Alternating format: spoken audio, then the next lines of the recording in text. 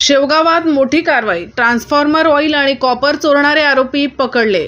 Copper coil चोरी प्रकरण उघड। बीडच्या टोळीला शेवगाव पोलिसांनी पकडलं।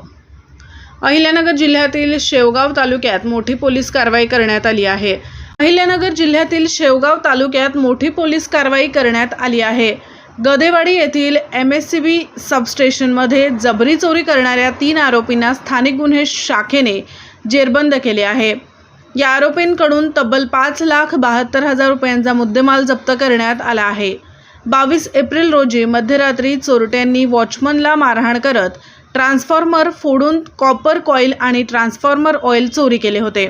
स्थानिक गुन्हे शाखेने सापळा रचून बीड जिल्ह्यातील भीमा म्हस्के आणि त्याच्या साथीदारांना अटक केली। भीमा म्हस्के याच्यावर महाराष्ट्रभरात 50 पेक्षा जास्त गुन्हे दाखल असल्याची माहिती समोर आली आहे। कार, मोबाईल, कॉपर कॉइल आणि चोरीसाठी वापरण्यात येणारे साहित्य जप्त करण्यात आले आहे। ताजी खबरी सुपरफास्ट न्यूज अहिल्यानगर।